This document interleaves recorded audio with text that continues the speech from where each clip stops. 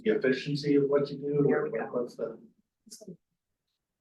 All right. Good afternoon, everybody. My name is Danielle Olds. I am the Director of Training and Education for the Healthcare Institute for Innovations in Quality, and I will be moderating our session today. I'd first like to thank our valued partners, including BioNexus KC, Health Forward Foundation, UMKC, and Frontiers Clinical and Translational Science Institute. So I know many of you are familiar with High IQ, but just to refresh your memory, our vision is that Kansas City delivers the highest value, most equitable healthcare in the nation. And our mission is to catalyze and facilitate multi-stakeholder collaborations to improve the quality and value of healthcare in the Kansas City region. We have three key aims. The first is to reduce costs for all involved, including patients, payers, and providers. The second is to improve quality of care and experience for patients and providers. And the third is to create greater equity in healthcare delivery for the Kansas City region. And we offer, as part of this, our IQ forums, and today's topic is health insurers' role in advancing value and equity. So just to set the stage for this topic a little bit, I know many of you are probably familiar with the value equation, which is quality over cost. And a lot of people think about quality as patient experience plus patient outcomes. And you can further think about that quality in terms of accessible, patient-centered, timely, efficient, effective, appropriate, safe, and equitable healthcare. So when we think about equitable and equity, we can think about equitable patient outcomes as well as patient experience. And one of the reasons why we want to highlight equity in our work is because of the potential for adverse equity outcomes when we don't focus on that. There was an IHI article that came out last week, actually, that talked about NYC Health and Hospitals health system. And they found that 18% of their improvement initiatives had intervention-generated disparities. And so even though they had set out to improve many of the components of quality care, they ended up increasing disparities in 18% of their projects.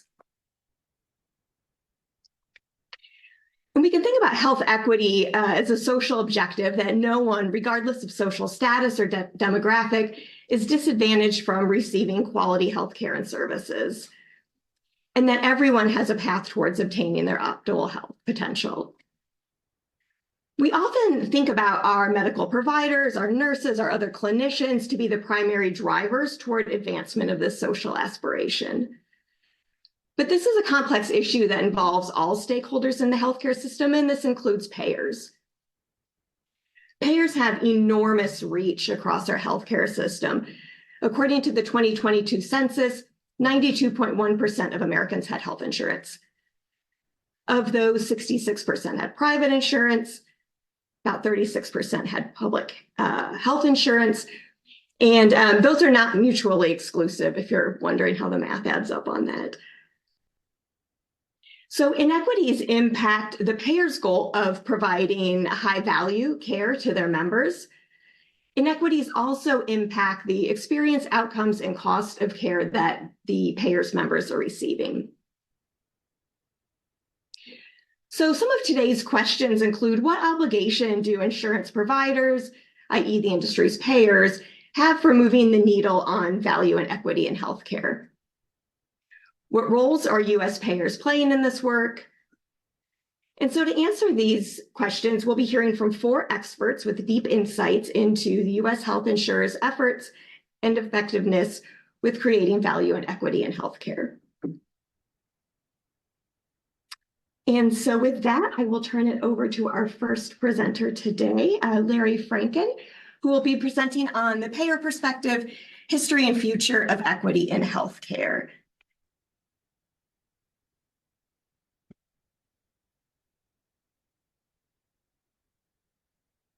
You want me to go through Larry's slides? Yes, are they? Okay, let's start out. You right there. Can everyone online see? Can you tell us in the chat? We cannot. You cannot. Okay. Okay. Thank you.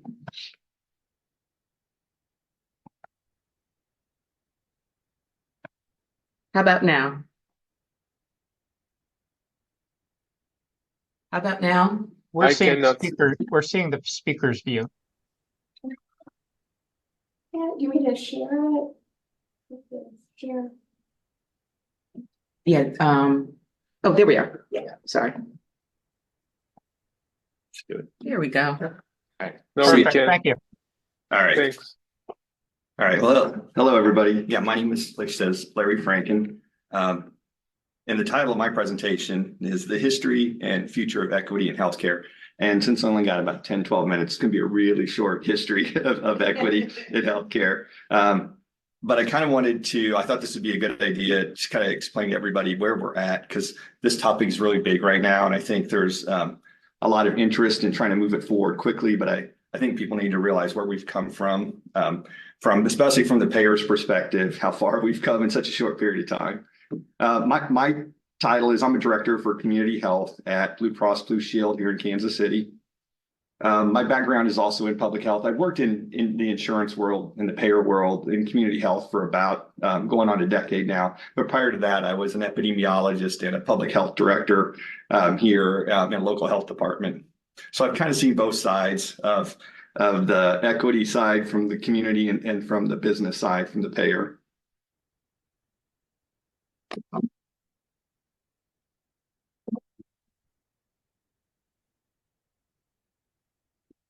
One advance.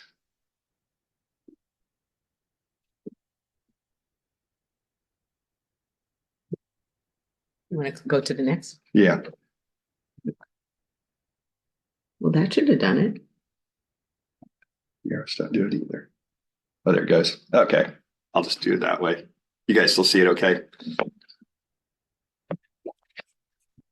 All right. So on this slide, I know I titled it Inequity is a Problem of Bad Policy and Bad People. And I did that because I feel like, especially as a payer, we get a lot of heat from like not doing more from our perspective. But really looking at it, it's the system has been set up and the policies and the way things have been done.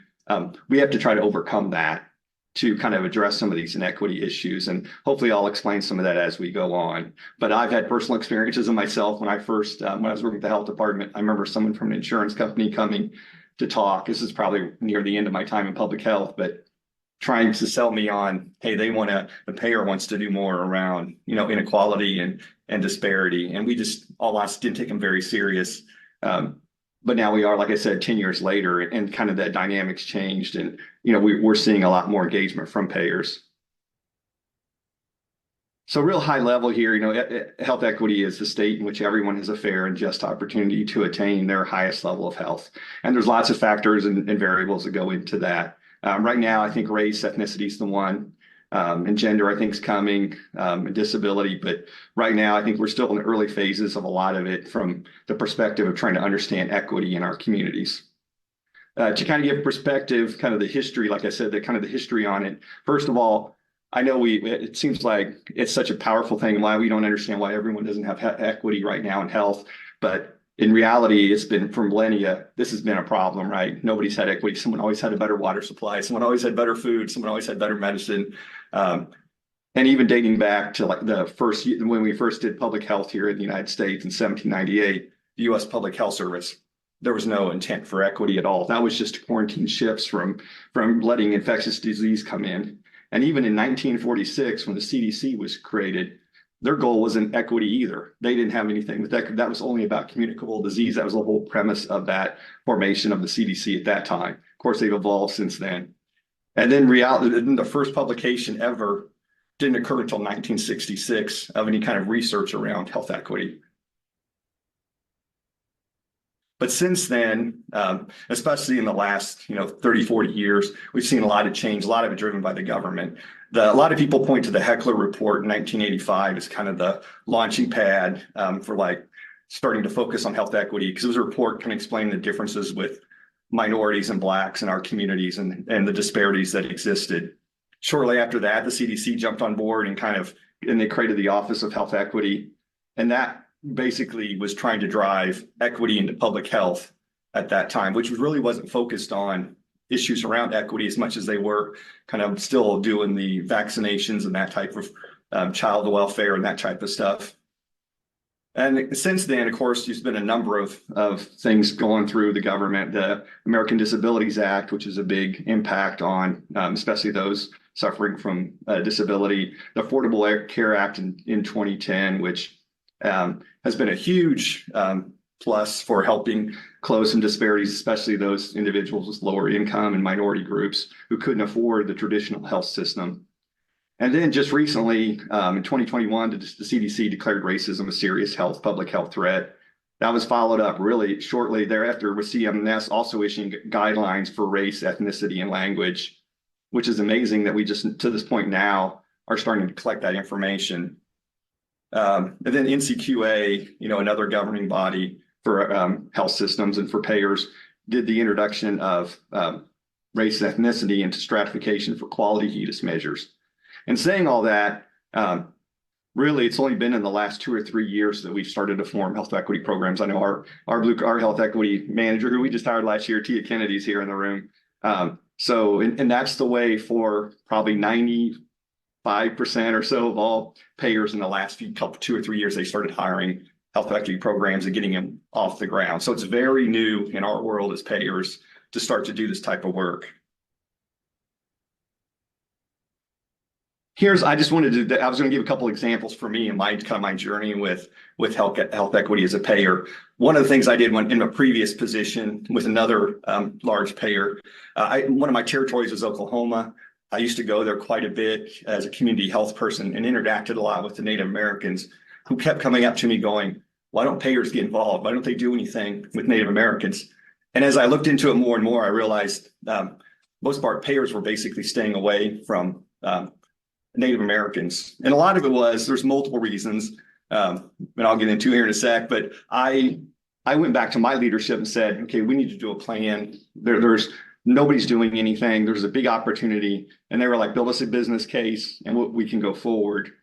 So from that point on, I spent several years working with the tribes and trying to create what a program, how a plan would work that benefited them, benefited the insurance company, benefited the providers.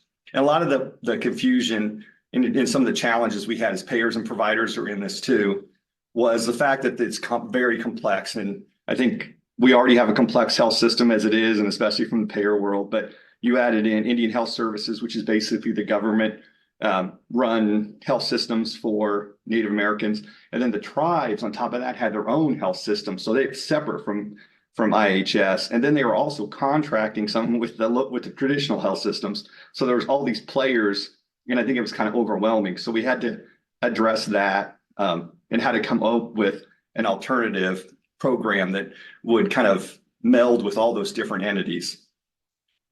Another issue I ran into when I was trying to push this through was that they didn't understand Native American populations. A lot of the company I was with was mainly based out east. Most of the Native Americans, and I know we're here in Kansas, is kind of here, and we're used to them here in Western US, but their idea of Native American was someone living in kind of a shack out on a reservation with extremely poor health. And I spent a lot of time bringing in experts to show them, this isn't the case. In all reality, Native Americans are very similar health issues that we all have. There's really not. They have some of their own unique issues, but it really wasn't anything so big that we couldn't work with them. So we had to overcome that as well. And like I said, and that kind of tied into the inherent bias that was tied into working with Native Americans. And then you can see there's a photo of me there down at one of the local gatherings for Native Americans down in Oklahoma, for me trying to learn and understand them. One of the biggest issues I have is the cultural understanding of Native Americans. When we had meetings, Native Americans were real big into building relationships and getting to know their partners. They have a huge mistrust of large corporations and the government. So they're big into meeting people. And when I first started this, it was pre-COVID, then we got into COVID. So we couldn't meet in person, but they were very big into meeting in person. So what we did a lot of, obviously, like everyone, we did virtual. And I struggled on multiple times with some of our senior leaderships on meetings with these tribes to get them even to be on video, because I would get texts as we were doing video conferences from the Native Americans, like they were insulted that some of our senior executives in the finance side wouldn't be on camera. So I'm like texting, like, you guys are basically insulting these people, because this, in their world, trust is everything. They're big into, we got to know you first, and you get to know us, and then we'll do business. So kind of getting that in a world of insurance world where everything moves really fast and business decisions are done quickly, they go very slow at their own pace. But we did create a plan, which was extremely successful. And like I said, I'm not with that company anymore, but I'm assuming it's still going well. We did it in Oklahoma, Nevada, and Arizona with the Navajo, the Chickasaw, and the Muskogee Creek.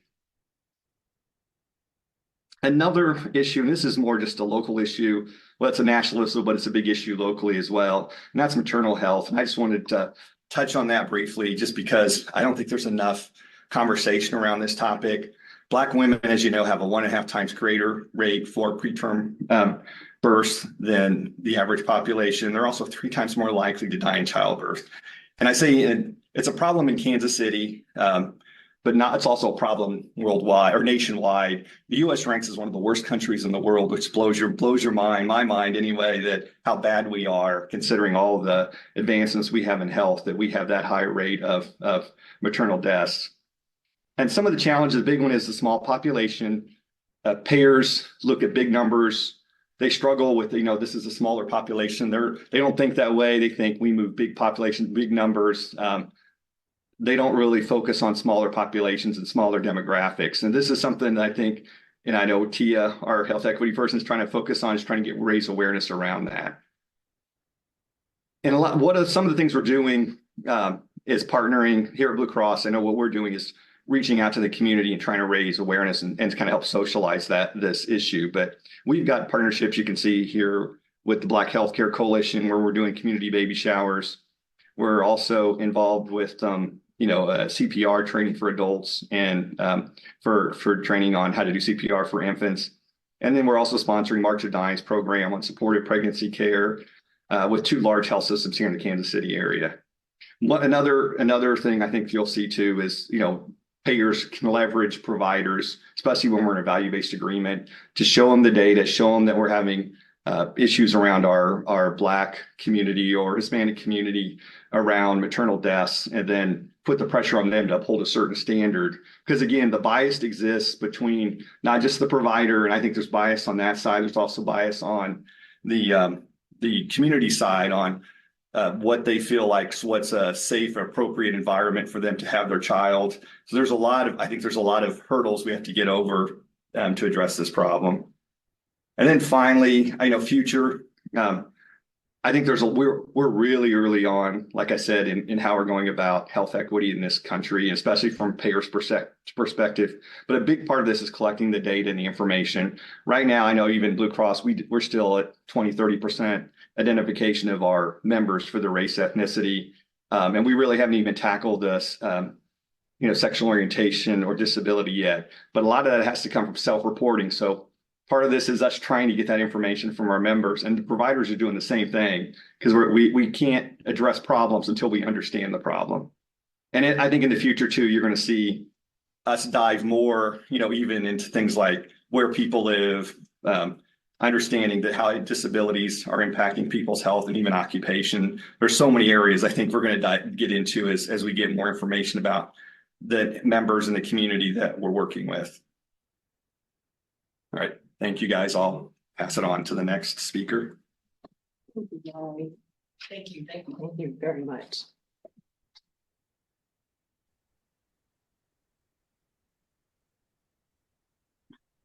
Daniel? Oops. Oh, I just pulled up my slides. Is that okay? Oh, yes, it's perfect. I thought, how did that happen? All right, I'd like to introduce our next speaker, Dr. Rishi Wadhera, who's speaking on value-based payment reform in Medicare, promise, pitfalls, and the path forward. I'd also like to mention that if you have any questions, so please put them in the chat, and we will have question and answer after all four of our speakers. Can everyone see my slides okay? I'm just going to assume that's a yes, unless you. Yes. Yeah, they Perfect. look All great. right. Well, thanks so much for having me. It's such a great forum to discuss these important issues. And I'm going to be tackling a topic that really focuses on value-based payment reform that was born out of the Affordable Care Act. And I'm going to sort of provide you with context on the evidence on how successful some of these programs have been, and then talk about some of the equity implications that we've come to understand now and what our path might be going forward. But I just want to start with what is a well-known fact, and that is that the United States spends more on healthcare than any other country in the world. And despite how much we spend, our healthcare system performs poorly across many domains. You can see in this table here that the US ranks dead last on measures of healthcare access, health equity, and healthcare outcomes. In 2010, the Affordable Care Act was passed and really aimed to address many of the shortcomings of the US healthcare system. And I would say one of the monumental achievements of the ACA was that it expanded Medicaid, thereby providing 20 million working age adults who had previously been uninsured with health insurance, affordable health insurance coverage.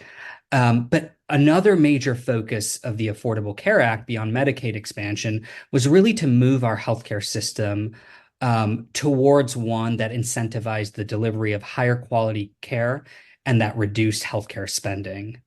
And the way the ACA aimed to do that was really by pushing our healthcare system away from a pure fee-for-service model where health systems and providers are paid per service or procedure provided, and where, a critique of this payment system is there's really no accountability for quality, and there's just an incentive to do more. And the ACA really, through Medicare spearheaded many of these initiatives, really pushed our healthcare system towards pay-for-performance programs that started to link quality of care and performance to payment, and then to higher-powered alternative and population-based payment models that really focused on population-based payment. I'm going to just start by talking about three of the major pay-for-performance programs that were rolled out by Medicare under the mandated by the Affordable Care Act, because these were big programs that more than 3,000 hospitals were mandated to participate in. They've been around for more than a decade now, so we have good evidence on how effective they have been. And I'll start with the first major program, which is the Hospital Readmissions Reduction Program. Back in the early 2000s, there was seminal research that was published that highlighted that 1 in 5 Medicare patients was readmitted to a hospital within 30 days of discharge at a cost of billions of dollars a year to Medicare. And so under the ACA, the HRP, or Hospital Readmissions Reduction Program, was enacted, and this program began financially penalizing health systems with higher than expected 30-day readmission rates for 3 common conditions: heart failure, heart attacks, and pneumonia. And the spirit of this program was really to motivate health systems to improve discharge planning, care transitions, and post-discharge care, all to reduce the likelihood that a patient would need to come back to the hospital shortly after discharge. And early data suggested that this program was a roaring success. This is a paper that was published in the New England Journal of Medicine that highlighted that readmission rates seemed to decline almost immediately after the HRP was announced for the 3 conditions targeted by the program compared to conditions that weren't. And this paper estimated that readmissions had declined by 3%, which again translates into hundreds of millions of dollars of savings from the payer or Medicare's perspective. But more recent data that's come out suggests that the credit that was sort of attributed to this program in terms of improving quality and reducing readmissions may have been misplaced, because reductions in readmissions seem to reflect simply shifts in triage patterns. On the left here, you can see that this is nationally what readmission rates have done since the HRP was enacted, and they've gone down. But over the same time period, you can see that the rate at which patients are being discharged and coming home or coming back to the hospital within 30 days and just being treated in an ER and sent home, and the rate at which patients are coming back to a hospital after discharge and being put in observation status has gone up. And both of these types of hospital encounters are the readmission measure is blind to them. And so when you put all those types of hospital encounters that can happen within 30 days together, you see that actually, paradoxically, 30-day hospital revisits have gone up since this program was enacted. And so what does this tell us? Well, first, it tells us that readmission reductions reflect intensified efforts to treat patients in observation status or in emergency rooms, because those types of encounters aren't counted by the program and don't contribute to your penalties. It also makes it harder to believe that reduction in readmissions that we've appreciated reflects just widespread improvements in quality of care. Some of it is that, but not all of it, because we would expect 30-day total hospital revisits to decline under the program, not increase, if that were the case. And I'll just say, there's been a lot of concern in the clinical community since this program's inception about how incentives that change how we triage patients who come back to the hospital, or incentives to keep patients out of the hospital, what that might mean for outcomes. And this is a figure from a paper that our group published that basically showed that after this program was implemented, the HRP, 30-day post-discharge mortality amongst heart failure patients who are targeted by the program increased significantly compared to pre-implementation trends. And this was an observational study, but to get at mechanism, we looked and we found that all of the increase in mortality was concentrated amongst patients who weren't readmitted after discharge. And I'll just say there's been mixed evidence. This is one study, but there have been several studies now that have come out that have sort of replicated these findings, but there have been others that suggest there's been no change in mortality with this program. And it sort of begs this broader question about how our health system and how payers should respond to a policy when there's a signal, at least, of potential harm. I want to switch gears to the second major pay-for-performance program that was rolled out under the ACA, and that was the value-based purchasing program, which I'll refer to as the VBP. And this was established in 2011 by CMS. And the premise behind this program was relatively simple. Hospitals were just assigned scores based on how they performed on 4 domains or quality domains that you can see on your right here. And this program basically financially rewarded hospitals that performed well and penalized hospitals that didn't perform well, budget neutral program. So a big question that many have asked is, has this program made a dent? And the punchline is it hasn't. This is a figure from a paper that was published in the BMJ by a collaborator, which found that 30-day mortality rate, so that's one of the measures this program targets, amongst hospitals that participated in the program, shown in red, did not decline after the implementation of the program compared to a control group of hospitals. And if anything, pre-existing declines in 30-day mortality rates seem to slow down after the program was implemented. What about patient care experience and satisfaction? A really important patient-centric measure that is also targeted by the program. This is a paper that was a figure from a paper published by Irina Papanikolaou that found that the VBP really hasn't changed patient care experience at participating hospitals compared with non-participating hospitals. So we've talked about the HRP and the VBP. The third major pay-for-performance program that aimed to link payment to quality was the Hospital-Acquired Condition Reduction Program, or HAC. And this was established in 2014 under the ACA and enacted by CMS. And the goal of this, was very well-intentioned. It was to improve patient safety. And the way this program aimed to do that was by penalizing hospitals in the worst quartile of performance for hospital-acquired conditions, so surgical site infections, central line-associated bloodstream infections. And initial claims-based data suggested that this program was working. Hospital-acquired conditions seemed to go down under the program. But more detailed and granular registry-based data has shown that this program's penalties have not really reduced hospital-acquired conditions. And this discordance between that prior study I showed and this one it simply suggests that some hospitals have responded to this program by simply not billing or diagnosing or putting in codes for hospital-acquired conditions because they are penalized for that. Now, I've gone through quickly the evidence about these three major pay-for-performance programs that were rolled out under the ACA. And I've highlighted that they've generally been ineffective. There's probably been heterogeneity in response across health systems, but on the net have been ineffective. And so it's worth pointing out that the financial stakes of these programs have been really high. Just as an example, the HRP has penalized hospitals $5 billion to date, and $2 billion is at stake every year under the VBP. And I think what's really concerning is that these penalties have been incredibly regressive.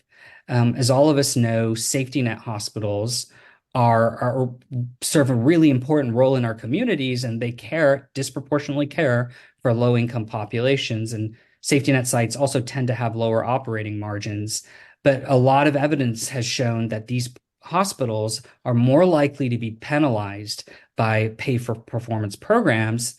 And that's been in part, and there's been a lot of empirical work on this, but it's been driven by the fact that when you're comparing hospital A versus hospital B, and they care for very different patient populations, your risk adjustment approach needs to be really robust.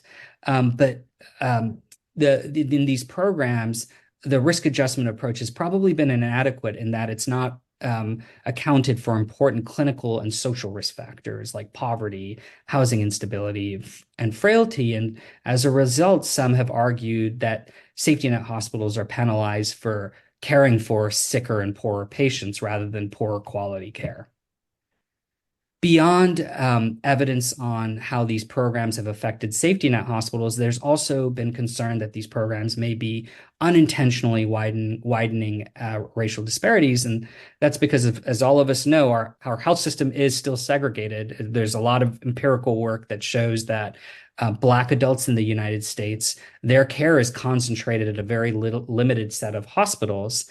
And what we've found previously is that these hospitals that tend to care for higher proportions of Black adults are more likely to be penalized by all three programs compared to other hospitals. And I think the concern here, of course, is, does it make sense to take resources away from already resource-constrained hospitals that are caring for low-income populations like at safety net sites, and minority populations like at hospitals with high proportions of Black adults?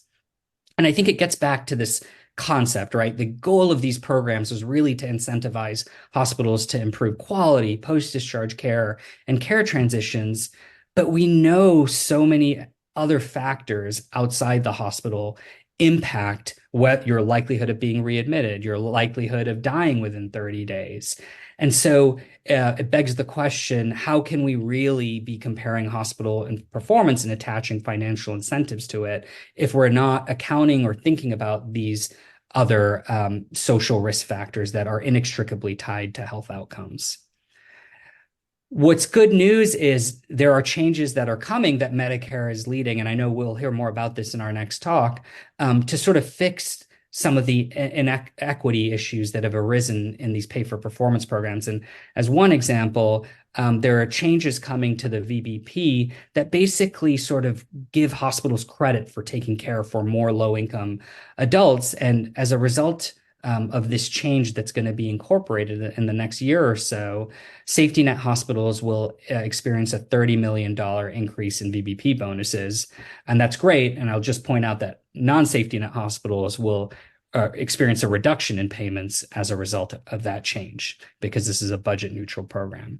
And I think this change that I just highlighted is part of this broader agenda, which, again, I'm excited to hear about in the next talk, that Medicare has rolled out in the last few years, that's really trying to put equity at the front and center of value-based policies. And this is a recent piece that was published, led by actually a former co-resident in our program, Doug Jacobs, who's the chief transformational officer there now. And CMS is also rolling out other initiatives like, sort of pushing hospitals to start to screen for 5 of the major health-related social needs, so that as an important first step towards starting to address them. So I've talked about these 3 pay-for-performance programs, what we've learned from them, the equity implications of them, and how that's motivated a new path going forward in terms of prioritizing equity. And I just want to briefly highlight other types of payment models that Medicare has sort of implemented over the past decade that really move away from just linking payment to quality measures and move us towards population-based payment. The first major program that I think you'll hear more and more about, because CMS is going to be doubling down on this type of payment model, are accountable care organizations, which are groups of providers that that come together and take responsibility for total costs and outcomes for an assigned population of patients in a year. And the hook here is basically ACOs get a spending benchmark for their population of patients. If they spend less than that benchmark, they get a cut in the savings. If they spend more than that benchmark, in some versions of the ACO, they lose money. And I'll just highlight that this is a big payment model. There were only 3 million Medicare beneficiaries enrolled in ACOs back in 2012, and now 11 million beneficiaries are enrolled in ACOs. And when you layer commercial ACOs on top of this, that number goes up much, much more. And I would say, this has been a real bright spot in the value-based movement over the last decade, in that there's robust evidence that ACOs have led to savings. This is a figure from a paper that was published by Mike McWilliams, which found that physician-led ACOs experienced reductions in spending, which seemed to grow over time, which you can see with year 1, 2, and 3 in the figure. And his research team estimated that this resulted in a total of $256 million in net savings 3 years into the program. No changes in quality, though. And when they looked at ACOs that were sort of integrated with hospitals, there was no evidence of net savings. But this has been a bright spot, I would say. And so some of the challenges that I think Medicare and this type of payment model will face is that this type of payment model is voluntary. So ACOs that are doing well have an incentive to stay and participate. Those that aren't have an incentive to drop out. So how do you deal with that if you want to incentivize widespread savings from a payer perspective? And then the devil's in the details when it comes to these spending benchmarks, right?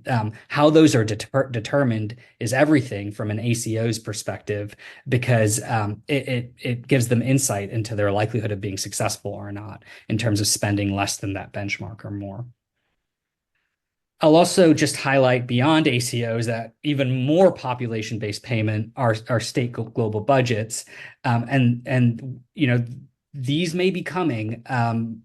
If you aren't familiar with Maryland, Maryland has had what effectively has been a global budget for their Medicare population for years now. It's changed a little bit, but really their hospitals and health systems are just given budgets every year, and that's what they can spend on their Medicare beneficiaries. And CMS recently announced that a new payment model called AHEAD, which aims to encourage other states now to participate in state global budgets for their Medicare beneficiaries. So an even more powerful form of population-based payment at the state level.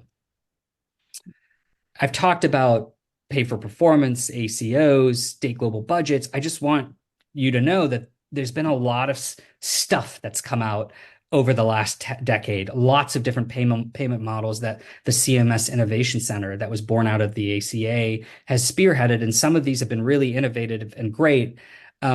Unfortunately, the goal of these programs was to save money, and they've actually, per a recent CBO report, increased spending by $5.4 billion. So just something for us to be aware of as we move into this next decade of payment reform. And I just want to highlight 3 quick points about how we should be thinking about this next decade of value-based policy reform. And the first thing I will say is it's really important to get policy right and it's not always possible to roll out things in a staged manner, but we've seen evidence on the consequences of not really understanding the effects of programs before we do that.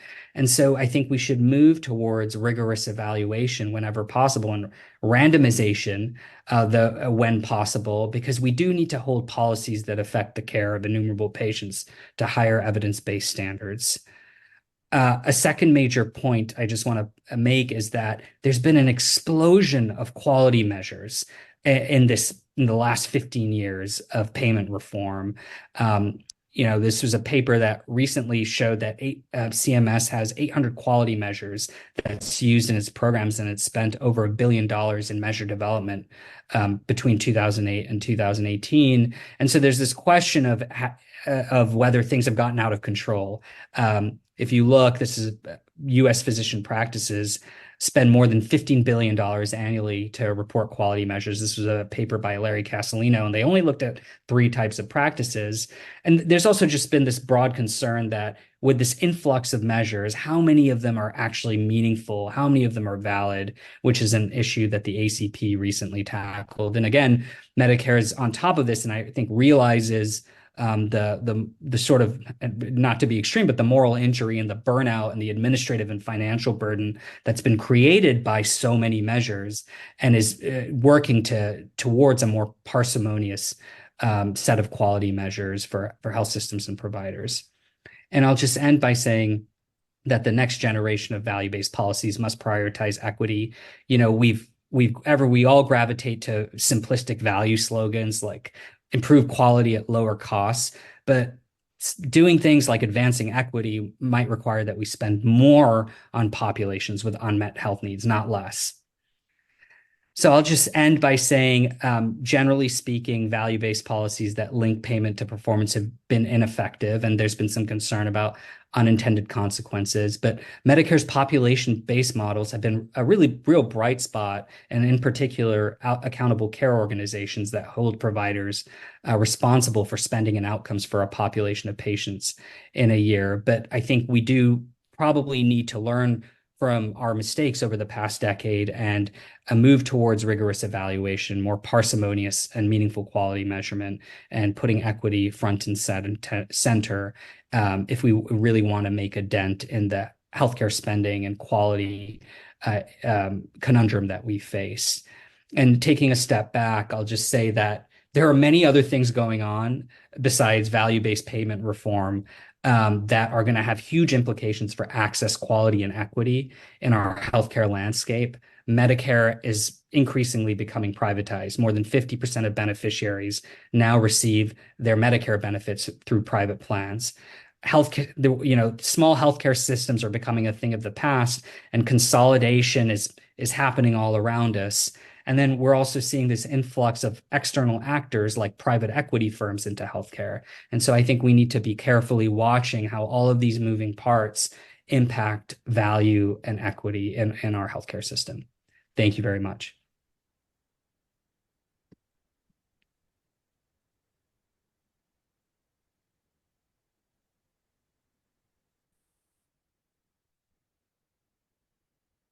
Right, thank you so much. And just a reminder for those of you who are online to put your questions in the chat, and feel free to also have discussions in the chat, and we will have Q&A at the end of our speakers.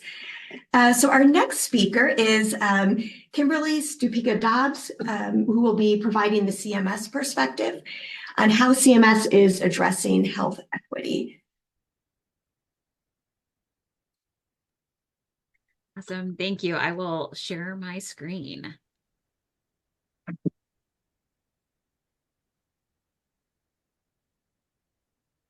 Okay.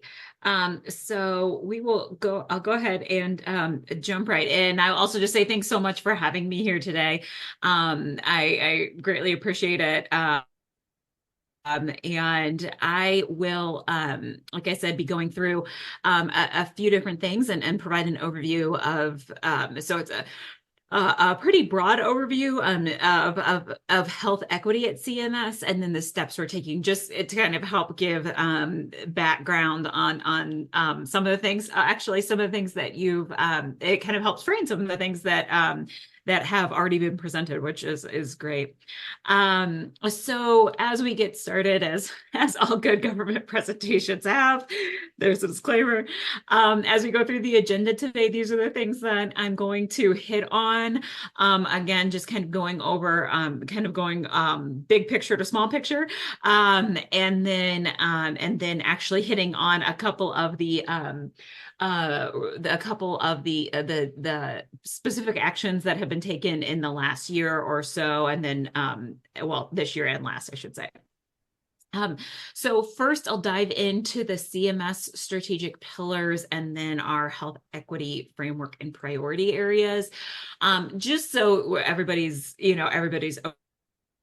aware. So the slide that you're looking at right now are the six CMS strategic pillars, and obviously one of which is advanced equity. And so these strategic pillars are what drive all of our CMS work.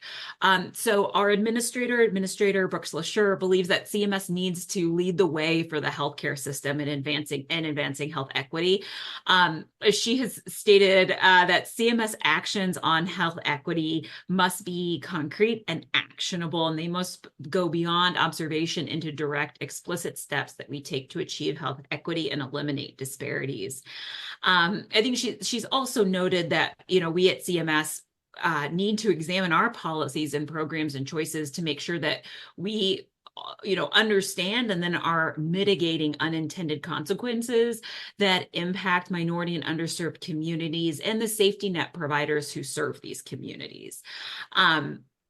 So just as a reminder, the Executive Order 13985 and then other recent executive orders related to health equity. So when we refer to minority and underserved communities, we're talking about members of racial and ethnic minorities, individuals with disabilities, members of the LGBTQ+ community, individuals with limited English proficiency, members of rural communities, and other individuals adversely affected by persistent poverty and inequality.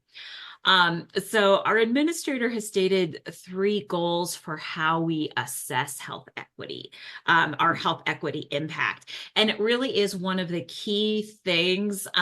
It is one of the, obviously, as you see, one of the key CMS strategic pillars, but so much so that really any policy or program that is put forward through our centers, one of the key questions that has to be answered as that is being brought forward to the administrator for sign off is, how does it impact health equity?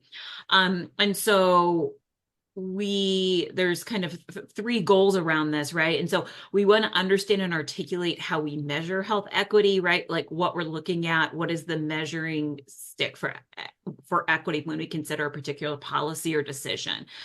Use the information we have to close gaps, to address aspects of policies and programs where we find inequitable access, quality, and outcomes, and then to engage our stakeholders who serve these communities, right? Not just us making the decision.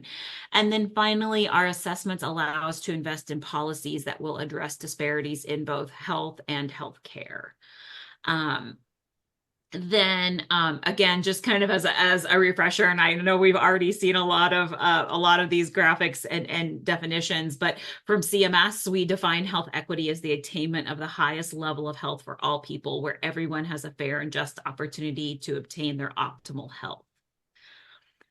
So building off of the administrator's health equity pillar, CMS is working to operationalize health equity and has outlined a framework for how to do so across the next decade.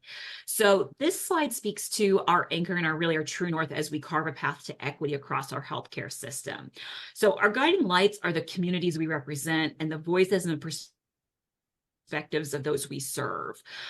We obviously have decades of research to draw on and learn about the needs, barriers, and opportunities, about pressing and emerging disparities among members of communities. But and most importantly, we also want to understand firsthand what the most critical needs are and what our partners who serve these communities feel CMS should do to have the most impact on health equity and eliminating disparities locally. So from this, we've had a number of listening sessions. My team here in Kansas City, we represent local engagement and administration, and are meeting with across the country, people in communities, and really from these different venues of collecting feedback and doing listening session, we've mapped out our CMS approach to operationalizing that first pillar to advance equity and to chart a path for advancing equity in partnership with all of our communities, individuals, and stakeholders. And that's the CMS framework for health equity. Specifically, what that framework outlines are 5 priority areas. So in April 2022, CMS released the CMS Framework for Health Equity. So the CMS Framework for Health Equity updates the previous Medicare-focused CMS Equity Plan for improving quality in Medicare with an enhanced and more comprehensive 10-year approach to further embed health equity across all CMS and programs, including Medicare, Medicaid, CHIP, and the marketplace. So while the previous health equity plan identified high impact priorities based on stakeholder engagement, a review of evidence and discussion across HHS, CMS, and among federal partners, this framework for health equity refines CMS's health equity priorities and broadens the agency's focus beyond just Medicare. So the CMS framework for health equity is informed by additional stakeholder input, evidence reviews, and knowledge and understanding gained through the agency's work. There are 5 priorities, including in the framework, encompass both system and community level approaches to achieve health equity across our CMS programs. Each of the programs are complementary, and their integrated adoption and implementation is central to the elimination of barriers to health equity for everyone. So we also heard a bit about the social determinants of health. And so I'll talk a minute here about that. So I think we are obviously aware of what the social determinants of health are, but just a quick refresher. And I think it's, I think many are familiar, right? It's estimated between 70 and 90% of health is determined by social determinants of health, right? This obviously, this doesn't mean, that the clinical encounter isn't important or doesn't matter, but instead just that health and how the health outcomes are influenced by a context of a person's place and space in society. So moving, kind of like, what do we do with that, right? So, and I think, many of you are probably familiar with this, and CMS is really continuing to talk a lot about Z codes and their use in the healthcare system. So there was a data highlight released from CMS in April of 2022. So 2 years ago, that focused on analyzing the utilization of Z codes in Medicare Advantage enrollees from 2016 to 2019. And that report describes socio-demographic data, Z codes, claims data collected, and then highlights potential incentives to increasing the use of Z codes to help reduce healthcare disparities. And then, kind of as we move forward and think about the next steps, right? How can the healthcare systems focus resources to improve social determinants of health coding and related care coordination, right?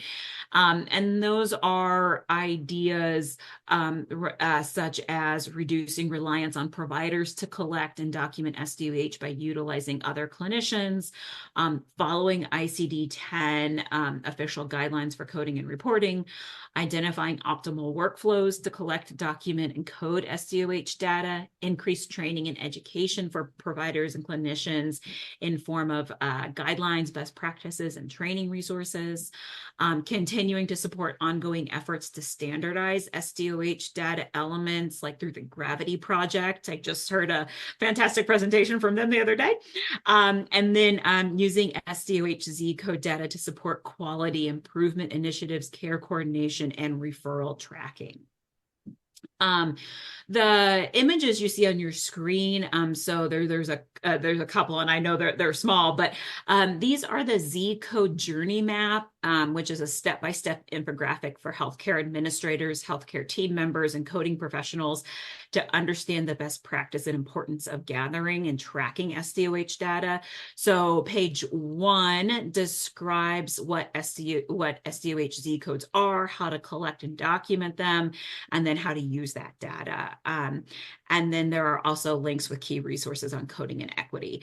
And then page 2 provides resources and guidance to improve SDOH Z code collection and use, with additional links to the ICD-10 codes.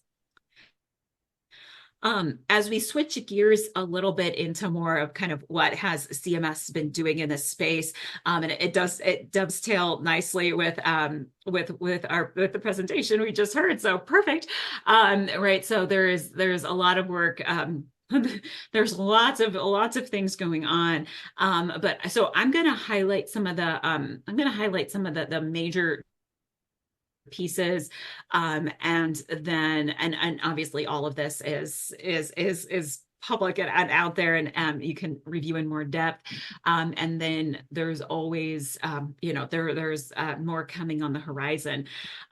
So and I think with our first presentation, as we think about obviously maternity care and maternal health, that is one of the key areas that CMS is also focusing on.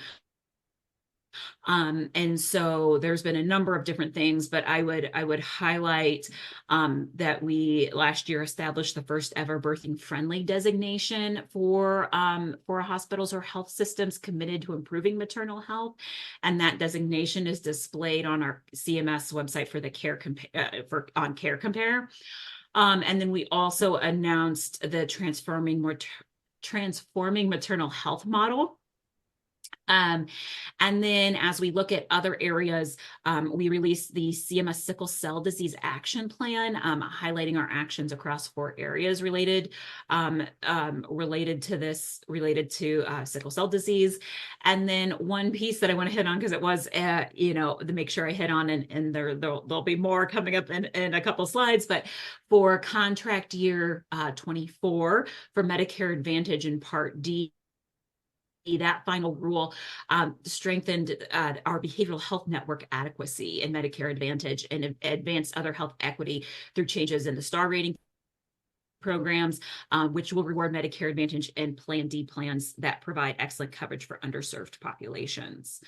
As we continue to look at accomplishments from 23, we do one of our cross-cutting initiatives. So we have a number, I think we have 12 cross-cutting initiatives, and one of them is around oral health. And so we have work going on in that space. We also awarded a new cohort of grants to minority serving institutions through the Minority Research Grants Program.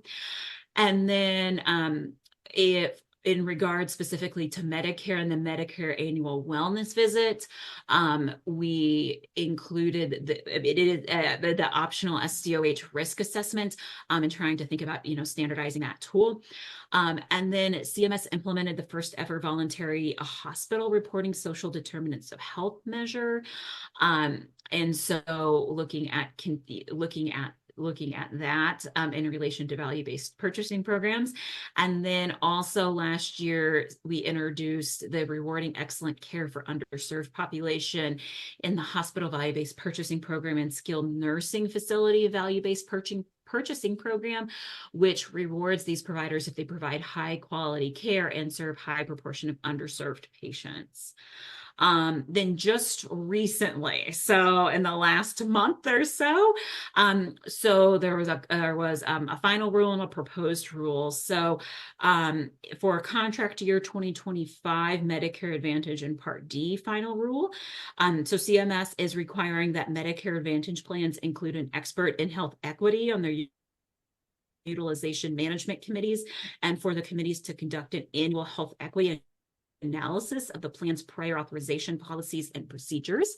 This action will identify any disproportionate delay or denial of access to needed care for enrollees who have a disability or limited income and resources. So just highlighting that piece. Then if we look a little later in April to the fiscal year 25 IPPS and long-term care hospital prospective payment system as a proposed rule. So just to note, so in 2024, for the IPPS final rule, CMS did finalize an increase in payments to hospital when they care for individuals experiencing homelessness, right? So one of the specific ways as we think about those safety net providers. In building on that, CMS is proposing to take an additional step and better account for the resources involved in furnishing care to individuals experiencing housing insecurity. CMS is also proposing to add a new social determinants of health data element into the long-term care hospital quality reporting to report elements on housing, food, and utility stability and access to transportation, which are factors that influence the resources required for their care. The CMS is also promoting access to treatments that could help support rural and underserved communities, right? So here we're talking about increased new technology with add-on payments proposed in the rule would help improve access to new gene therapy for sickle cell disease. And it would also, we would be proposing a separate payment to small independent hospitals, including many rural hospitals, for establishing and maintaining access to a buffer stock of essential medicines to foster a more reliable and resilient supply of medicines to help safeguard and improve the care hospitals can provide. In addition, to continue the improvements and drive improvement and access to quality care during pregnancy, childbirth, and postpartum.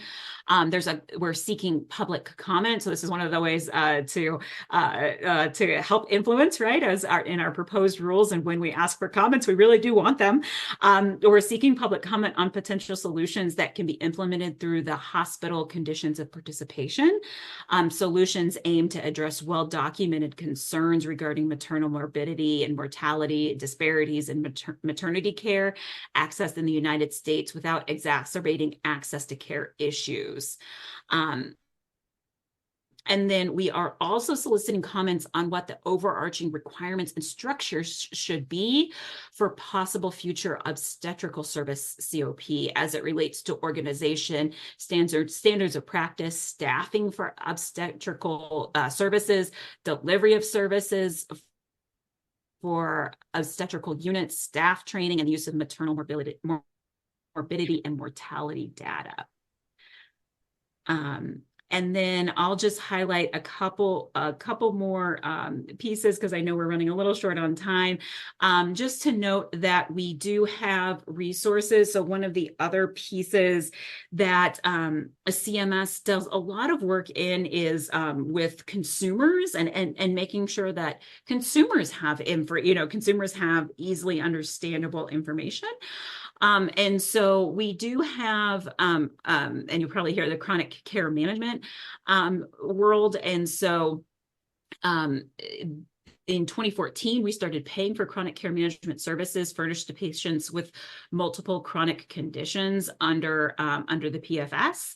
And so just a reminder that we do have in this case provider resources to work with, to then be able to use and work with patients as a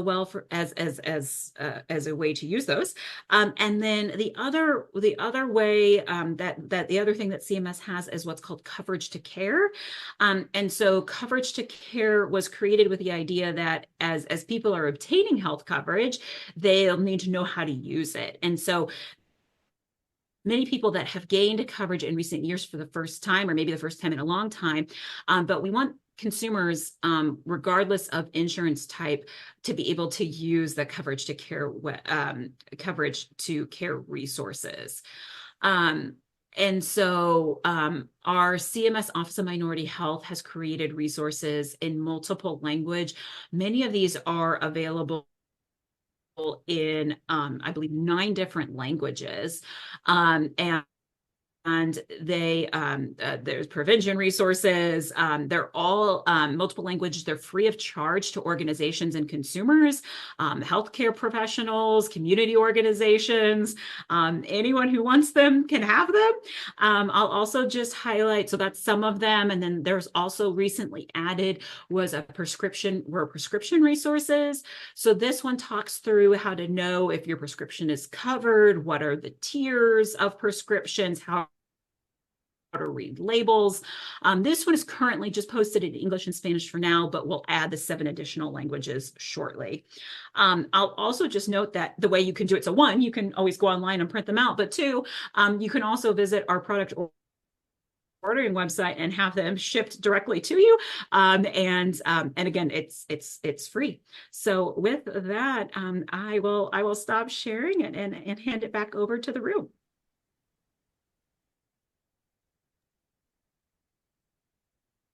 Great, thank you so much. And our next speaker is Dr. Akinshil, and he will be providing the provider perspective. Health equity cannot be achieved without payment equity. Thank you very much for the panel. The panelists have excellent talks, and I enjoyed sitting on this panel and learned a lot, and thank you for the invitation. So my topic is health equity cannot be achieved without payment equity. Health equity we have described, that is, regardless of the socioeconomic status, race, or other factors, people need to have access to high quality health care and achieve the best possible health outcomes. What does University Health do for this? We have a one world pantry. We provide hygiene products and food to people. We provide housing to people. University Health is the biggest biggest number of housing among the hospitals. We provide Medicaid enrollment opportunities. We signed up probably more people to Medicaid than anyone else, and we have mobile clinics. So this health equity needs to be done in a bigger context than just the health of the patient.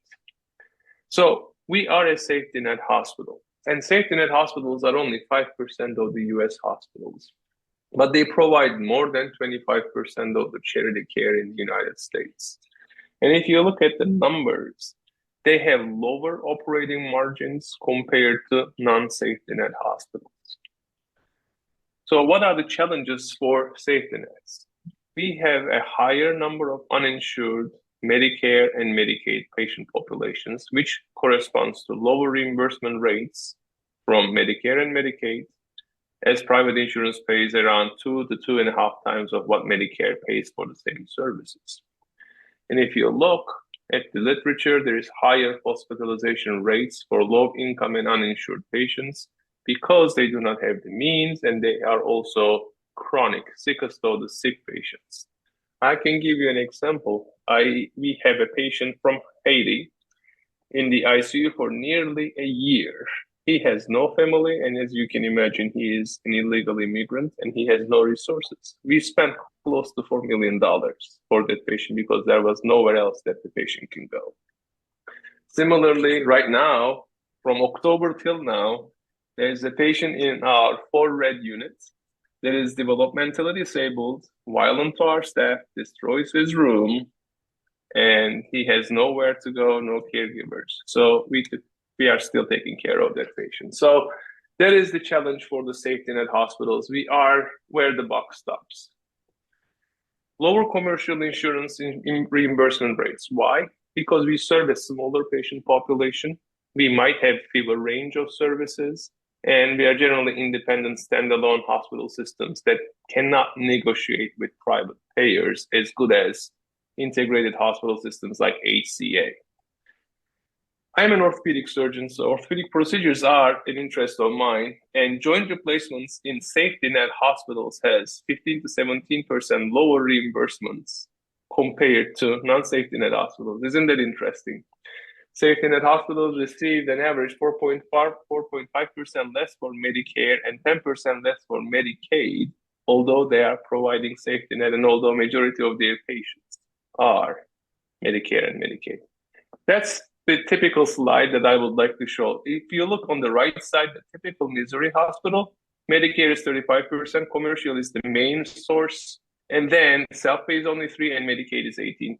If you look at us, University Health, we have the opposite of the pie chart. Now we have 37% Medicaid and 24% self-pay. So more than 50% of our patients are really having difficulty in providing hospital with resources that we can provide back to them. If you look at the numbers by Missouri Hospital Association, University Health System as a total has reported revenues of $404 million in 2021. And charity care cost was 78, bad debt cost was 15, so a total of $93 million out of 404, which makes it 24% of its revenues, not actually a revenue, it's not reimbursed. And if you look at the other hospitals, you will see that that percentage of net revenues is really, really different.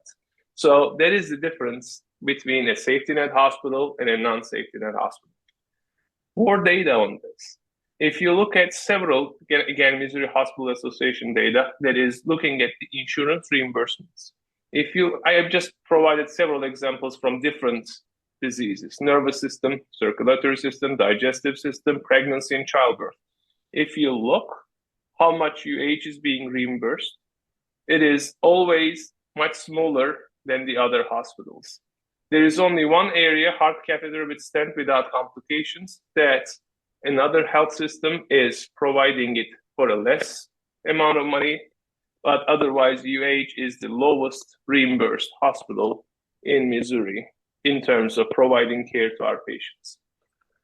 So what do we have that has been helping us or are in the books? Medicaid and Medicare reimbursement changes by Affordable Care Act included provisions to increase Medicaid reimbursement rates, but it's only for primary care services in safety net hospitals. It is not a broad brushstroke to change the payment equity fundamentally. Another legislative history, DSH payments, disproportionate share hospital payments. They were a big part of, and still a big part of our being viable, staying in business as University Health. But with the Affordable Care Act, and the thought was with the expansion of Medicaid, it will be removed, and that threat is still there. And right now, until 2025, DSH payments are not being cut, but we will not know in the next 4 years what's going to happen.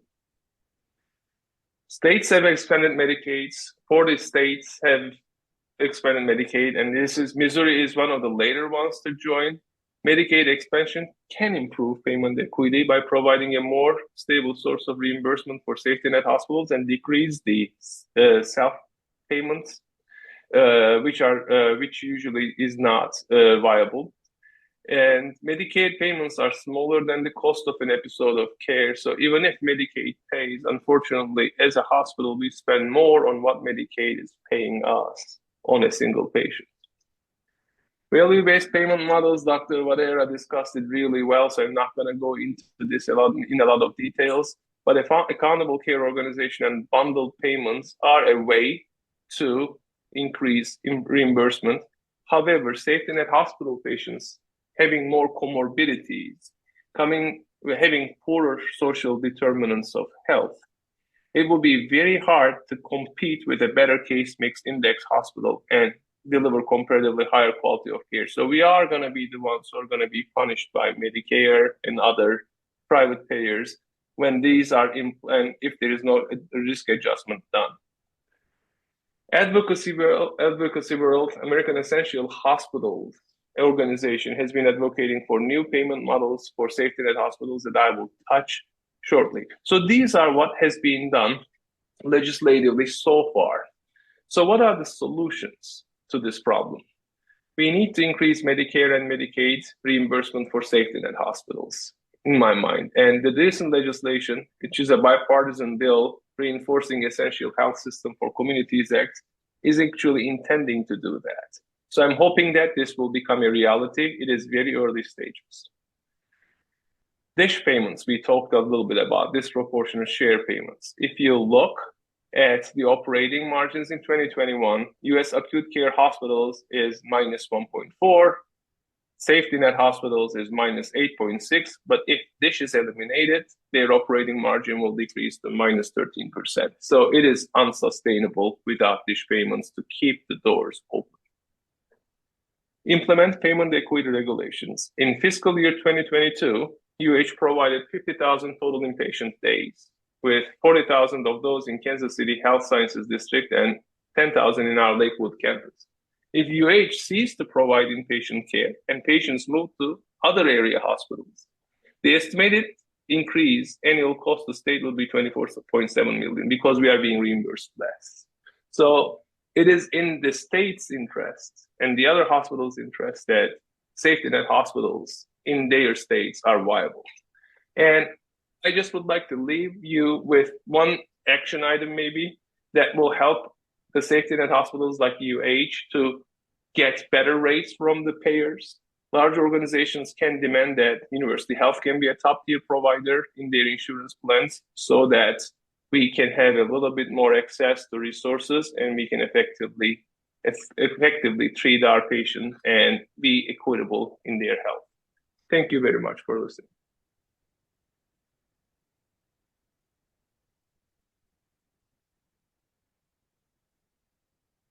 Wow. Thanks everyone for presenting. Those were some amazing perspectives and lots of food for thought. I'm going to look in the chat and see about any questions that have popped up there for our speakers. And I have one from Pat McDonald for Dr. Frank.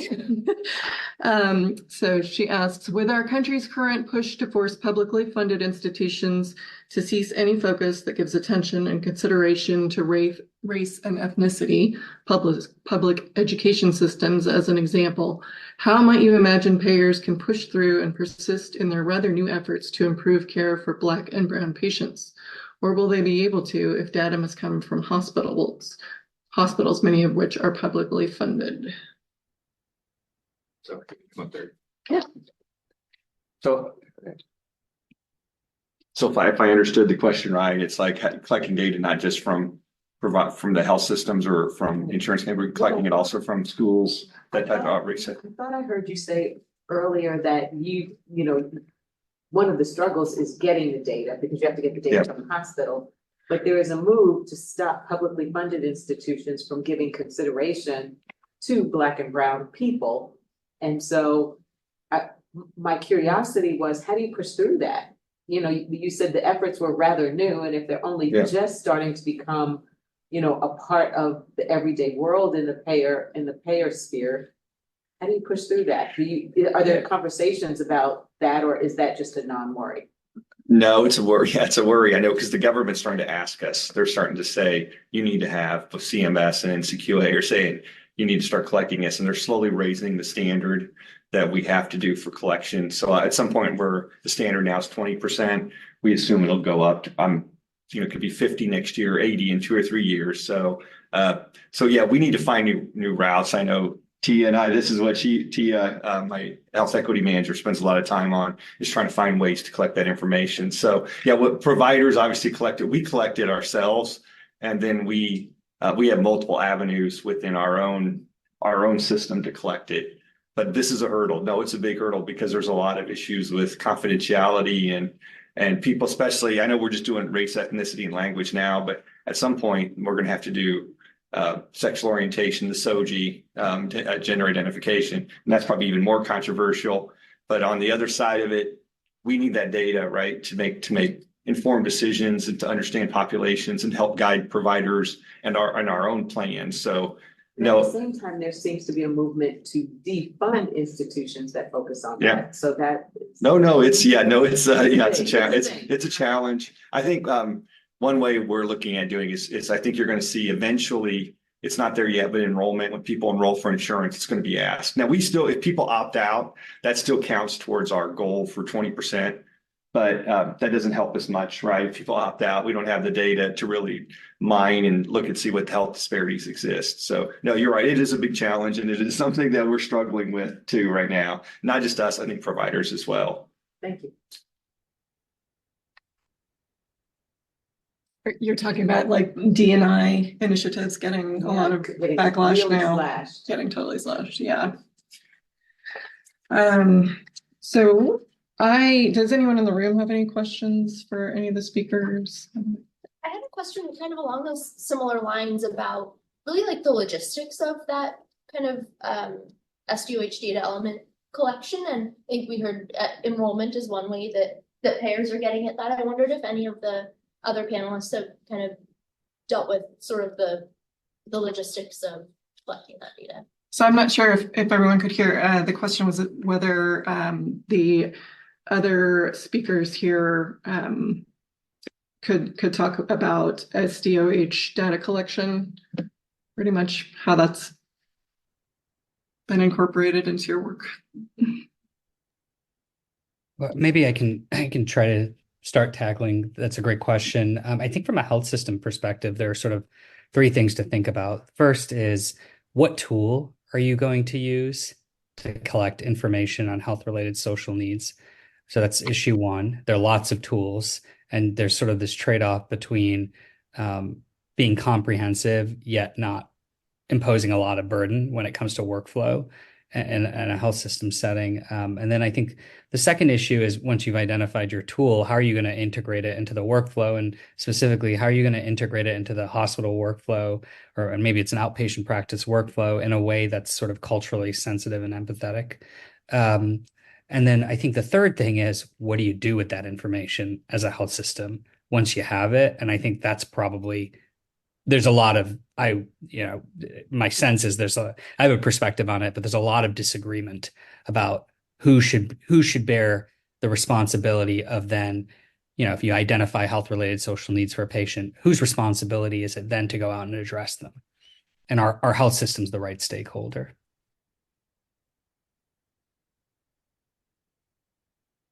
Any other speakers have a response to that? James? So I'm a little bit of a cynic. Admittedly, I'm not trying to hurt anyone's feelings, but I think the payer role in health equity is to move out of the way, and that there's not really trust, credentials, or qualifications to do that work. You look at, and CMS has been complicit in this. We have, I think what we have is America has a plumbing problem with disparity and aging, and we have taken a group of actuarials and accountants and asked them to fix that. And that's just not how health is improved. So I think we have a strong challenge ahead of us, and probably this crisis and disparity will deepen until we, see change based on crisis. And that's unfortunate, but I don't think tepid incrementalism will get us anywhere. I hope I don't have to sum that up.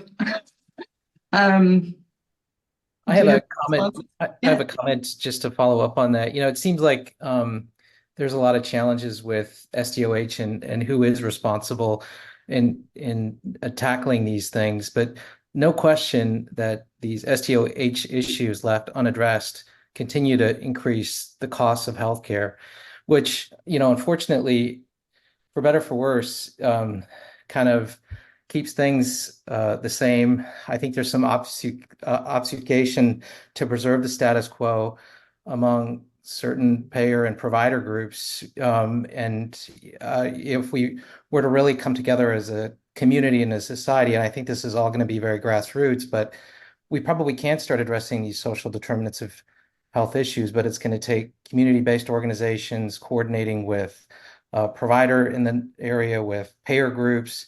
And I guess it just seems like there's a lot of reasons why it wouldn't make sense for certain stakeholders to address these issues, because there are reasons for them to see the cost of healthcare continue to rise, because that's really important for their business model. Yeah. James, do you see more of a bottom-up solution? Yeah, I mean, a KPI for Blue KC, because I know they like this, and no offense, Larry, would be, what are your capital flows to community, to BIPOC and women-led frontline neighborhood level organizations? What does that meaningfully mean for members? Why are we pushing Medicare Advantage to older people when we know that's dangerous and will drive disparities in the future of their care? I mean, some of these really fundamental questions, I think, have to be asked, and because of the entrenchment that Matthew was talking about, I doubt we will see change. It's asking the person who just crashed the car to get us there safely. That's already been derailed. It's a big issue, right? I think it's going to take lots. I think we're just, the thing message I probably and NOT we kind of preach is we're just a small piece of the puzzle, trying to figure out how to solve some of this. And a lot of it is we have data sets, which is probably the thing that I think we offer is we have information that we can share, because we know we have all this immense amount of claims data that helps us understand who's getting what types of treatments and who's not, and the health disparities that exist. So I think our goal is, as an organization, try to share that with the community so they understand, what these problems are. Again, and I'm an epidemiologist, so I work in public health, so I'm completely with you.